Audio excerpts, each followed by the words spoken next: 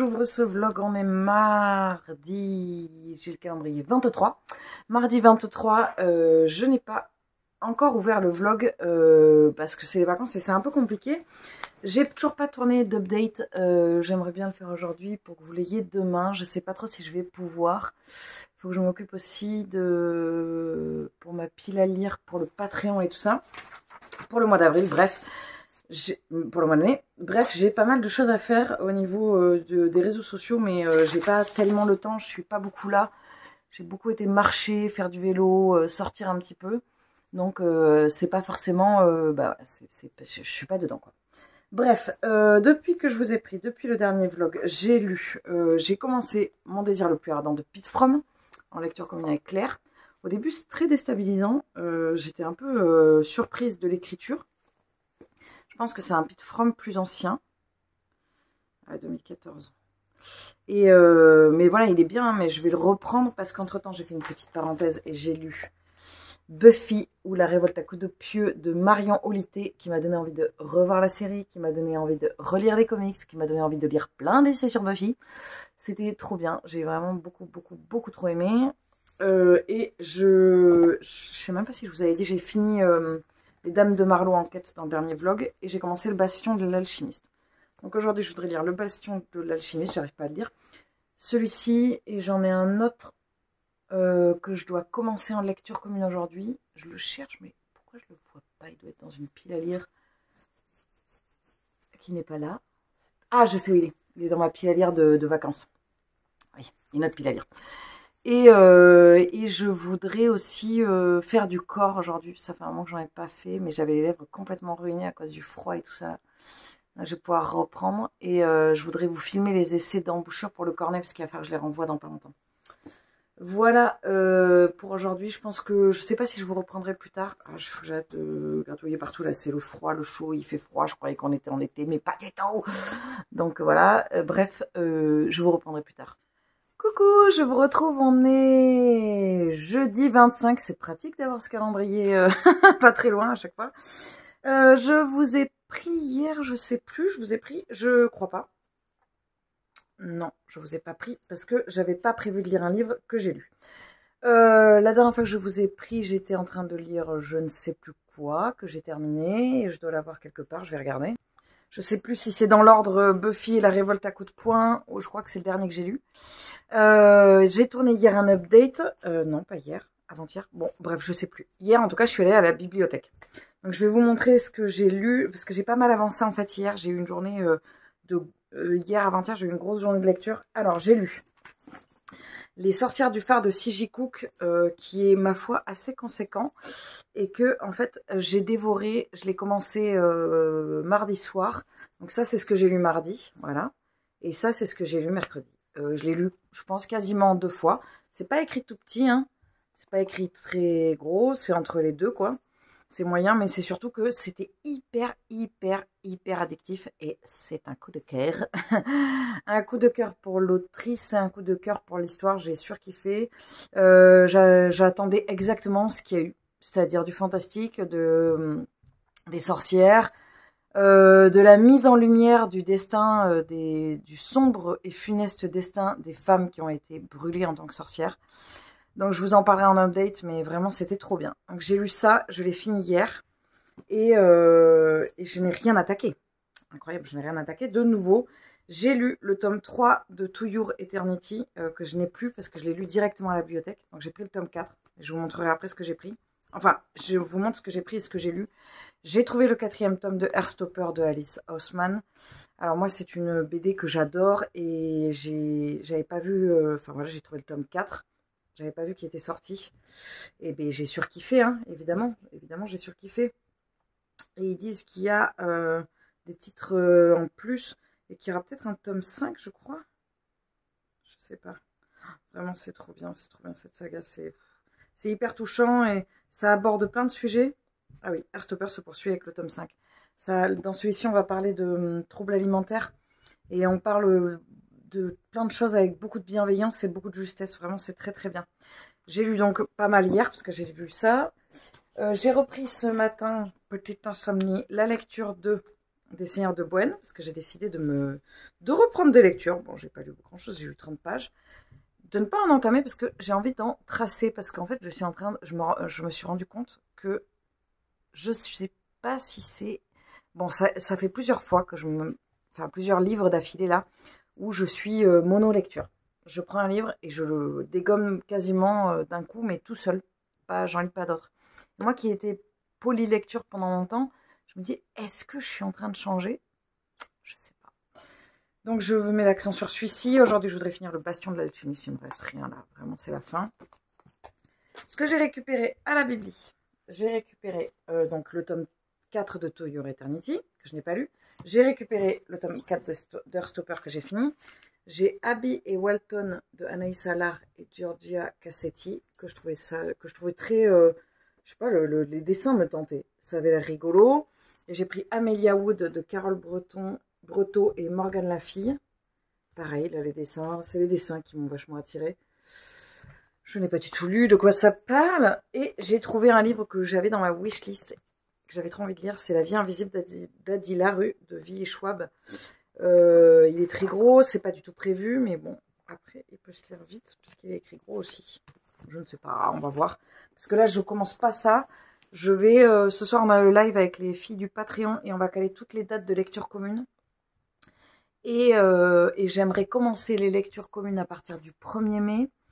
Et j'aimerais ne pas commencer de lecture avec elles avant le 1er mai. Donc ça veut dire que je voudrais terminer, avancer sur ma pile à lire qu'elles m'ont concocté. Donc ça veut dire qu'il me reste 27, 28, 29, 30. Et en plus, je sais plus ce que je voulais dire. Et avancer, par exemple, finir les Seigneurs de Bohème.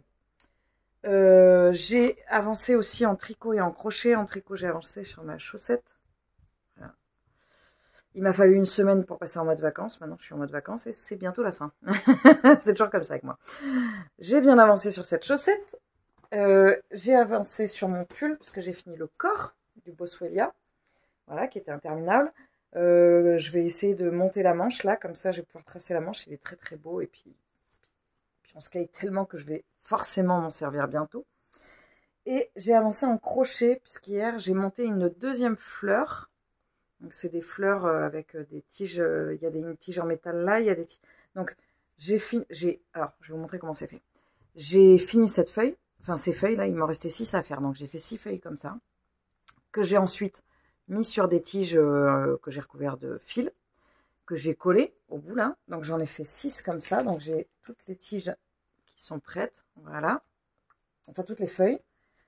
Et maintenant j'ai fait les 2 plus grosses fleurs. C'est super mignon. C'est vraiment très beau. Et je vais faire... je ne l'ai pas trop penché celle-là. Et maintenant je vais faire les 3 petites dont les tiges seront plus petites. Il me reste juste à faire cette partie-là. Donc mettre la branche et rajouter les petites feuilles.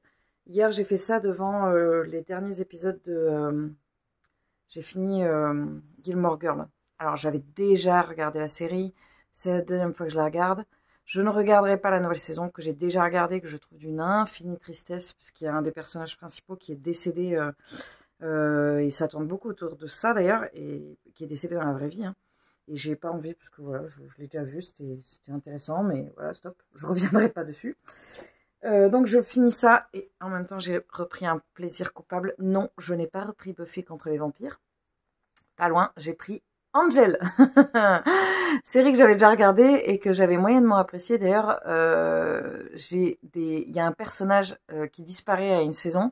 Et je me rappelle, ça m'avait saoulée, je trouvais ça assez incohérent. Et à la lecture du livre de Marion Olité, j'ai compris pourquoi. Voilà. J'ai aussi reçu un paquet.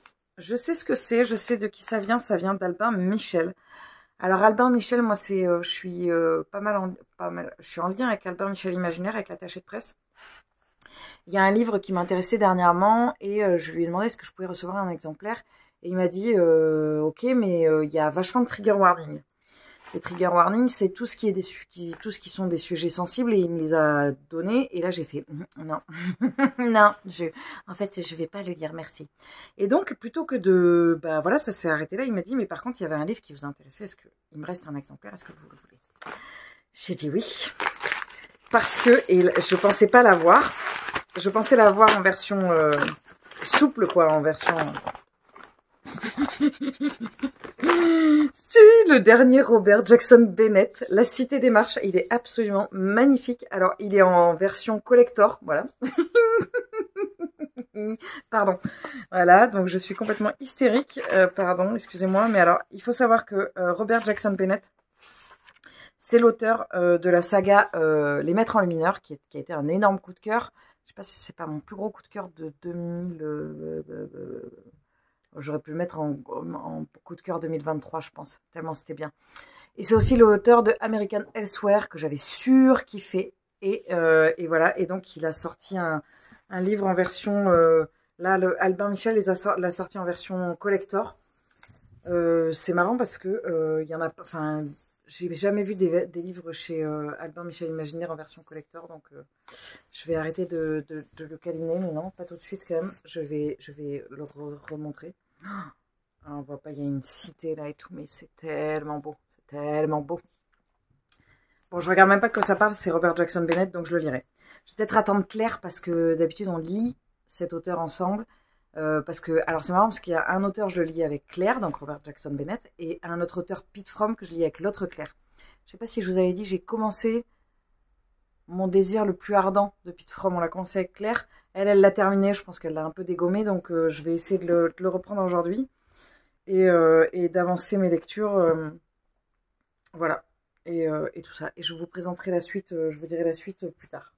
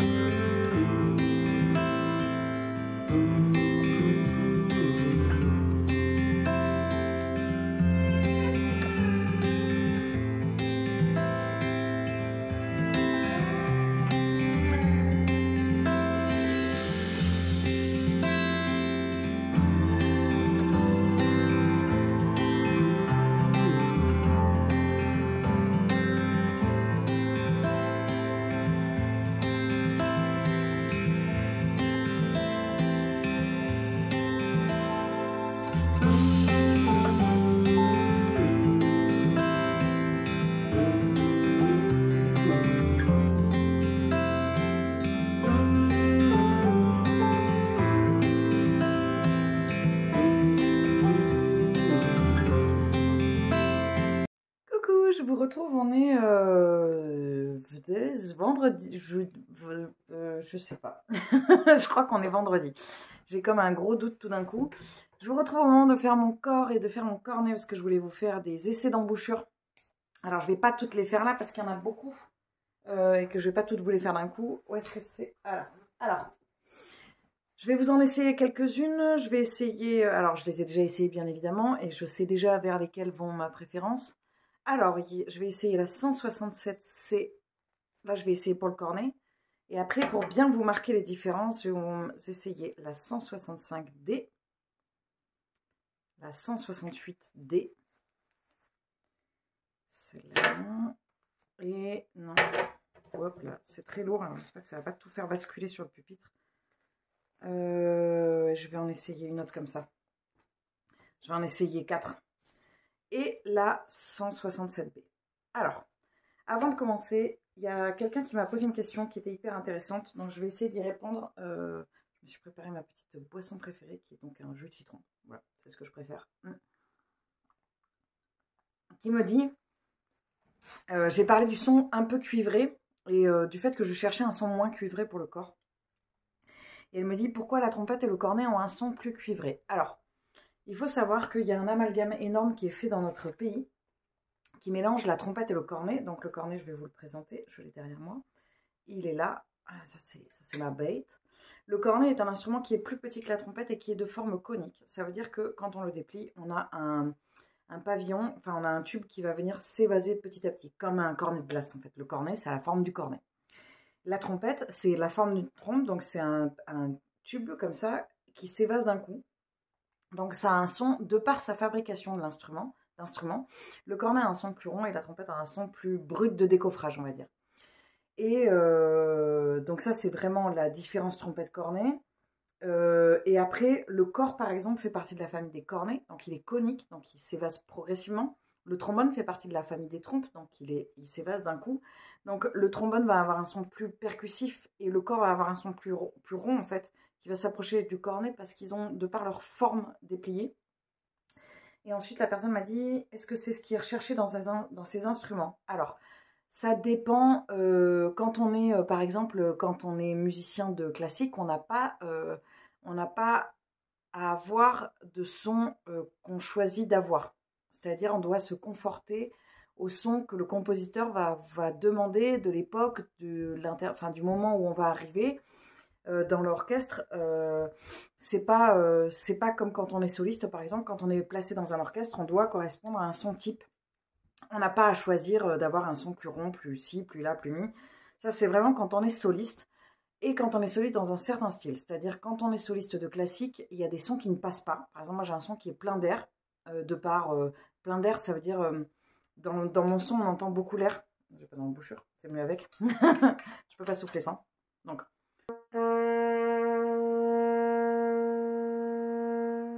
Voilà, quand je vais jouer doucement, vous l'entendez, il y a beaucoup d'air. Mais c'est un choix, en fait, parce que j'aime bien avoir un son comme ça. En jazz, par exemple, les musiques actuelles, ça va être toléré. Chacun choisit d'avoir le son qu'il veut, mais pas en classique. Donc, ce qui est recherché, c'est une uniformité, un lissage du son, quand on est en orchestre, surtout. Et après, il y a marqué, et donc le choix des embouchures est fait dans ce sens, ou bien cela vient des instruments ou autres. Alors, le son, il vient déjà du physique de chacun. Chacun a un physique différent, on a tous des lèvres différentes. Donc, on a un matériau de base qui est différent. Et après, chacun décide de travailler son son d'une certaine façon ou d'une autre. Moi, j'ai toujours eu un son très rond, c'est comme ça a été ma sensibilité et mon son de départ. Et derrière, j'ai travaillé dans ce sens-là, vers la rondeur du son. Mais après, par exemple, pour travailler des œuvres plus, des concertos, des choses comme ça en trompette, il m'a fallu aller chercher quelque chose de plus percussif, de plus cuivré. Je suis passée à la trompette et j'ai travaillé d'autres styles. Pour moi, le but, c'est d'avoir une palette de couleurs et pas d'avoir un seul son. Les embouchures, elles aident à ça. Et vous allez voir, alors, j'en ai pas 150 000 tout simplement parce que, comme je vous disais, c'est un budget. Là, chez Donna, on est autour de 130 € l'embouchure. On est à 129 € l'embouchure en argent, 200 et quelques l'embouchure en or. Les embouchures lambda, c'est entre 80 et 90 € en moyenne. Et ça peut monter évidemment jusqu'à 400, 500 sans problème. Le problème, c'est surtout que y a des gens comme moi. Par exemple, moi, je ne conserve pas les embouchures. Je vais essayer de vous montrer. J'essaie de ne pas tout bouger. Donc moi, je travaille depuis longtemps avec celle-ci, la BAC. C'est une embouchure très, très, très classique. Je suis passée dernièrement à la 2 Gironde. Parce que j'en ai partout. Je ne sais pas où elle est. Elle est là. Je suis passée il n'y a pas longtemps à la 2 Gironde, sauf que ce qui se passe, c'est qu'en fait, moi j'ai un problème, c'est que je désargente les embouchures. Oui, je ne sais pas comment ça se fait, c'est-à-dire que j'enlève complètement le revêtement avec mon utilisation. Donc ça commence comme ça, là, vous voyez. Ça commence comme ça et ça finit complètement désargenté, sachant que là, elle est déjà fichue parce qu'en fait, vous ne le voyez pas, mais elle est un peu piquée. On dirait qu'elle brille, hein, mais non, mais il y a des toutes petites piqûres. Et à partir du moment où il y a des toutes petites piqûres, chaque petite abrasion va faire hyper mal, en fait. Et en plus, moi, comme j'ai une cicatrice au niveau de l'embouchure, ça va tout de suite faire hyper mal. Rien à voir avec le cornet. C'est pas du tout ça qui m'a fait mal. Je me suis fait mal petite. Et donc, du coup, je suis obligée d'en changer. Là, je sens que j'arrive au terme de celle-ci, de la de Gironde. Je vais arriver à terme de celle-ci. Alors, moi, je désargente les embouchures. Vous voyez, là, j'ai carrément... Là, ça fait pas la maison. Là, tout s'est enlevé, là. Voilà, on voit le cuivre dessous. Alors, il faut savoir que je fais la même chose avec les aiguilles à tricoter. J'avais des aiguilles en carbone que je fais fondre. Je fais fondre le carbone. Voilà, c'est un super pouvoir qui sert à rien. Donc, ce que je vais faire, c'est que je vais vous essayer les embouchures. Je vais faire comme la dernière fois. Je vais faire juste une petite gamme et un petit... Alors là, j'ai pas de partition. Je pourrais presque vous jouer mon concerto pour corps, mais au cornet. Je fais jamais ça. Je fais jamais ça parce que... Je ne fais jamais ça parce que les doigtés du corps et les doigtés du cornet ne sont pas les mêmes, que c'est pas la même hauteur de note et que je n'ai pas du tout envie de m'enregistrer des défauts. Bon, là, je peux le faire parce que je le connais bien, le concerto. Et que forcément, j'enregistre beaucoup plus vite au cornet. Quelque chose que je n'enregistre au corps, parce que je vous rappelle que le corps, ça fait à peine plus de 3 ans que j'en joue. Donc, du coup, Si je fais une petite gamme, je vais reculer un tout petit peu, hop. Si je fais une petite gamme, ça fait ça, avec celle-ci là, donc.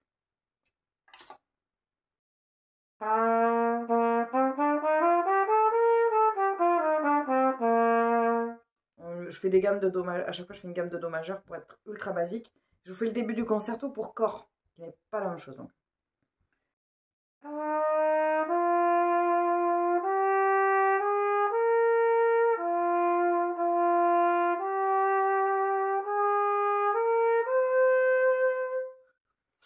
Donc ça c'était celle-ci.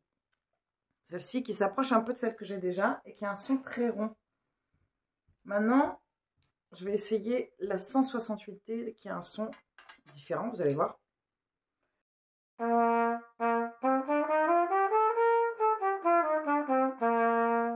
C'est plus au niveau des sensations que c'est différent.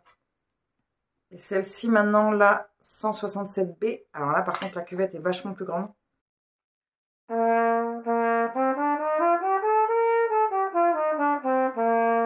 Vous voyez, celle-ci, la dernière fois, elle n'avait pas ma préférence, mais en fait, là, elle a une rondeur de son que j'aime bien.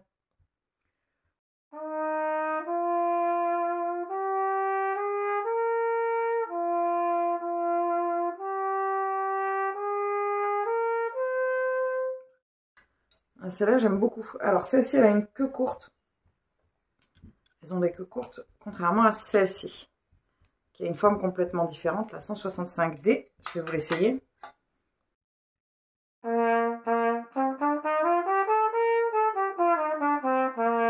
Alors, on est sur un son beaucoup plus brut et beaucoup plus cuivré. Ça, par exemple, c'est pas du tout le type d'embouchure que j'aime.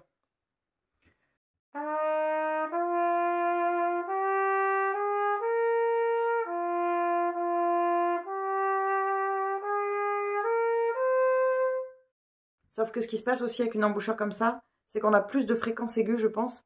Et à mon avis, ça passe plus loin au niveau du son, de la portée du son.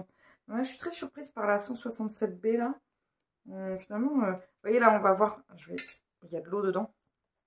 Mais les cuvettes sont très très très différentes. Et plus une cuvette va être profonde, celle-là est hyper profonde. Plus une cuvette va être profonde et plus elle va avoir un son rond. Voilà, je vais faire mon corps et je vais arrêter là pour l'essai de cornet parce que sinon après je vais être calibrée pour le cornet et pas pour le corps. Et je vous reprendrai pas aujourd'hui. J'ai fini, ce matin, j'ai fini Mon désir le plus ardent de Pete Fromm, que j'ai beaucoup aimé. Il est vraiment très très bien cet homme, c'est incroyable. Et on a fait le live hier avec les filles et on a plein de lectures communes qui sont programmées. N'hésitez pas à aller voir dans la barre d'infos sur le Patreon, vous avez les dates des lectures communes. Vous n'êtes pas obligé d'être abonné payant pour avoir les dates des lectures communes sur le Patreon. Coucou, je vous retrouve, on est samedi 27 dans l'après-midi. Je suis frigorifiée. Je pensais que c'était le printemps, mais en fait pas du tout. Et il fait hyper froid et c'est l'hiver et c'est horrible. Je vous recule un petit peu. Alors, je vous prends pour faire un dernier point parce que je pense que je vais clôturer le vlog. Je vais essayer de le monter cet après-midi. Parce que ce soir, je ne suis pas là, pardon. Et donc, je vais essayer de vous faire un insert. Je vais aller voir, je pense que je vous aurais mis en insert les petites plantations qui sont en train de sortir, les pieds de tomates, les pieds d'aubergines. Et peut-être un petit tour du jardin pour que vous ayez un petit peu de verdure, s'il ne se met pas à pleuvoir. Hier, je vous ai pris au moment où j'essayais les embouchures. Je ne sais pas si je vous ai dit, mais Dimitri m'a répondu qu'il fait les embouchures Donna. Donc, je vais pouvoir les garder plus longtemps. Donc, ça veut dire que je vais certainement pouvoir passer mon examen de corps avec mon embouchure, l'embouchure que j'ai testée. Donc, je suis très contente. Et je vais pouvoir les montrer à mes élèves et tout ça parce qu'elles sont vraiment super intéressantes. Donc, je suis super contente. Je me suis fait un thé de Noël, hein, n'est-ce pas? Parce qu'il fait froid. C'est bientôt l'hiver. Alors, hier j'ai avancé sur le bouquet, la tasse comme ça là pour faire les points de blé. Alors j'ai grave galéré pour les faire et je suis assez contente du résultat. J'ai pas fini, mais au début je comprenais rien à quoi il fallait faire. Je vais en rajouter un ici, un épi, et je vais certainement rajouter des petites tiges là, et je vais peut-être rajouter encore des petits bouts d'épi, je sais pas trop. Je suis très contente. Donc une fois que j'aurai fini ça, je n'ai plus qu'à planter les fleurs dans le pot. Donc les 5 tournesols qui ont été collés, crochetés, enrubannés. Voilà, donc je vais les planter. Et ce qui est bien, c'est que vu que la déco de printemps partira quand je ferai une déco d'été, quand il fera plus -15, eh ben, je pourrais enlever des fleurs et je suis pas obligée de garder l'objet comme ça. Il me tarde de le finir. Là, j'arrive vraiment sur la fin. J'ai fini hier ma chaussette en regardant Angel. Voilà. J'ai fini en faisant le point crafting là au bout. Là. Je suis contente parce que ça y est, j'ai enfin pigé comment il fallait le faire. Au bout de 72 paires de chaussettes. Donc j'en ai fini une et j'ai entamé la deuxième. Voilà. Ça, c'était au niveau du tricot. Et au niveau de la lecture, je suis très molle. Je suis navrée, je suis très molle. Hier, je vous ai pris... Qu'est-ce que je lisais? Qu'est-ce que je venais de terminer? Je pense que je l'ai là, mais je vois pas ce que c'est. Ah oui, j'ai fini Mon désir le plus ardent hier, qui était hyper beau. Et ce matin, j'ai terminé un livre. Et alors, j'ai terminé un livre que j'ai Alors moi, mes lectures, mes livres, je les rentre tous, ceux que j'ai à lire et ceux que je suis en train de lire. Donc, et ceux que j'ai lus, pardon, sur mon compte Babelio, que vous avez en barre d'infos. Sur ce compte Babelio, il y a mes lectures en cours. Donc, en moyenne, il y en a une dizaine. Et il y en a qui dorment, qui sont dormantes, comme des agents dormants, on va dire. Des lectures qui dorment depuis des années. Non, peut-être pas des années. Enfin, si, en l'occurrence, celle-ci, c'était depuis des années, mais depuis un petit bout de temps. Et alors, plus le temps passe, et plus c'est compliqué de reprendre une lecture que j'ai laissée depuis longtemps. Parce que j'ai tout le temps des nouveautés qui arrivent, parce que j'ai tout le temps des livres qui rentrent dans ma pile à lire, et que du coup, c'est très compliqué pour moi de reprendre une lecture. Il y en a certaines, je sais que je les reprendrai, comme Outlander, et il y en a certaines hyper compliquées. Il y en a une que je lisais en fil rouge de temps en temps, mais alors vraiment hyper ponctuellement, que j'avais commencé le 9 septembre 2022, donc il y a 1 an et demi, dont je ne vous parlais pas parce que je le lisais juste comme ça, et je l'ai terminé ce matin. J'ai lu le tome 2 de Secret d'Histoire de Stéphane Bern. Alors ce sont des histoires sur 5-6 pages, des anecdotes, voilà, il part d'un postulat, genre, par exemple, Jack l'Éventreur, qui était-il vraiment? Et il va reprendre un petit peu le contexte historique. Alors, je pense pas que ce soit lui tout seul. Hein. Disons qu'on va dire que l'équipe qui travaille avec lui va reprendre, c'est peut-être lui d'ailleurs, va reprendre le pourquoi du comment et tout ça, et le contexte historique. Et voilà, c'est assez, c'est un peu, c'est pas que factuel, c'est un peu, pas romancé non plus, mais bon, c'est pas mal, mais c'est pas, voilà, c'est... Moi, je l'avais acheté à l'époque, j'avais beaucoup aimé le 1 et j'étais une grande fan, je suis une grande fan des reportages secrets d'histoire, mais je suis une grande fan, ça veut dire que je les regarde une fois par an. Voilà, quand je suis à Felletin. Mais quand j'y suis, j'adore, quoi. Et donc, du coup, je laissais traîner ce livre que je lisais de temps en temps et je l'ai terminé. Donc, il m'aura fallu juste 1 an et demi pour lire 347 pages, tout va bien. Donc celui-là est terminé et hier soir j'ai avancé, non pas trop hier soir mais ce matin hier j'ai avancé sur les Seigneurs de Bohême qui est très très bien. J'ai repris là et je suis vraiment contente. Pour le coup je vais l'avancer celui-là. Et ce que je vais faire c'est que je vais essayer de faire, je pense que je vais partir sur un peu du mono-lecture comme je vous disais. Parce que ça me correspond plus en ce moment. Et donc là, aujourd'hui, j'ai commencé une lecture que je vais essayer de tracer. J'ai une soirée ce soir, mais je vais essayer de la tracer. Et demain, j'ai une nouvelle lecture qui commence. Et entre ces deux lectures-là, je lirai Les Seigneurs de Bohême. Enfin, j'en ai pas d'autres avant mercredi qui commence, donc je prioriserai Les Seigneurs de Bohême. J'ai commencé ce matin La Ville sans vent de Éléonore de Villepoix. Alors j'étais hyper contente parce que je me suis dit, ouais, super, un livre que je sors de ma pile à lire sur Babelio qui s'élève à 364 titres. Sauf que quand je l'ai scanné pour le retirer de ma pile à lire, je me suis rendu compte que je ne l'avais pas rentré dans ma pile à lire. Voilà, il y a certains livres comme ça qui sont passés à la trappe. Et donc quand je les commence, ça ne les retire pas de ma pile à lire. Voilà, bon, c'est pas grave. J'ai d'abord lu, j'ai une abonnée sur Instagram, une personne avec qui j'échange de temps en temps, qui m'avait proposé de m'envoyer, je ne me rappelle plus du nom de son compte, j'en suis éclectique livre, je crois, qui m'avait proposé de m'envoyer un résumé spoilant. Je l'ai lu. ce matin et je disais, mais pourquoi je n'ai pas repris avant cette lecture? C'était tellement bien, ça m'a rappelé tout ce qui se passait dans le tome 1 et je disais, mais oui, mais c'était trop bien. Donc j'ai commencé tout à l'heure et j'ai lu une quarantaine de pages et c'est vraiment super, super bien. Il y a d'autres lectures que je voudrais, que j'aurais voulu terminer, que j'aurais voulu lire là, mais je n'aurais pas le temps de tout lire. De toute façon, c'est toujours le même problème. Je n'ai pas le temps de lire tout le temps. Même si je pense que là, sur le mois de... Je le vois bien, sur le mois d'avril, j'ai carburé à mort, mais pas forcément. Des fois, là, je vais... Il y a la vidéo de Steph de Piketty qui est sortie. Sur le mois de la fantaisie, moi, je vais faire une pile à lire. L'année dernière, ça avait été un énorme échec. Je n'avais pas du tout pu lire parce que le manuel avait été tellement chargé que j'avais pas pu lire de fantaisie. Là, je pense que je vais essayer de... je vais faire ma pile à lire pour le plaisir de faire la pile à lire parce que j'adore faire ça. Et d'ailleurs, c'est marrant, je me suis rendu compte que j'ai l'impression que le mood challenge livresque est vachement passé. C'était hyper à la mode il y a 2-3 ans. Et moi, je sais que par exemple, cette année, j'ai pas fait le Cold Winter Challenge alors que c'était un de mes challenges préférés. Alors après, il a été repris, ça a changé. Mais voilà, je ne l'ai pas tenu. Moi, avec Camille, on a fait le... On est sur le printemps des livres, des idées, avec Camille, des idées de memes. On est sur le printemps des livres. Et j'ai l'impression qu'il n'y a pas beaucoup de gens qui ont participé cette année, ou en tout cas, c'est toujours un peu les mêmes, que je remercie. Attention, je ne vais pas faire l'ingrate, je remercie infiniment toutes les personnes qui participent au printemps des livres. D'ailleurs, mon désir le plus ardent était dans ma pile à lire du printemps des livres.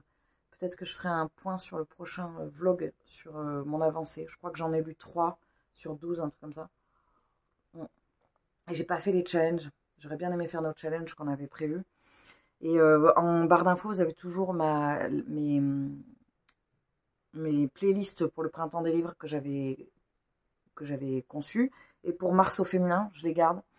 Parce que je trouve ça intéressant. Voilà. Et puis c'est tout. Je n'ai pas d'autre chose à vous présenter. Je ferai la suite des essais d'embouchure de cornet dans le prochain vlog parce que là, j'ai déjà pas mal essayé sur celui-là. C'est comme je vous disais, c'est toujours un régal d'essayer ces embouchures. Ça me donne une dynamique hyper intéressante. Enfin, ça me dynamise au niveau ça me challenge, quoi. Je me dis, tiens, est-ce que ça vient moduler mon son? Qu'est-ce qui me plaît? Qu'est-ce qui me plaît pas?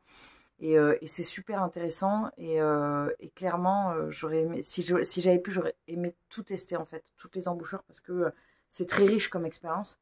Et voilà. J'étais en train de me demander si j'avais répondu à la question de la personne par rapport au son et tout ça, mais oui, j'en ai déjà parlé hier. C'était hier, les journées sont longues.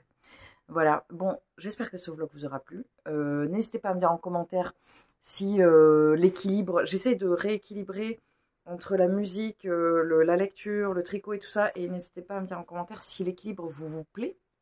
Ou s'il y a des choses que vous aimeriez voir en plus ou en moins. Mais généralement, vous êtes plutôt très positif dans les commentaires. Donc n'hésitez pas à me dire si vous voulez voir des choses en plus. Comme ça, je les développerai dans les prochains vlogs. Voilà, j'espère que vous allez bien. Et puis, je vous retrouve très vite dans une prochaine vidéo. Salut!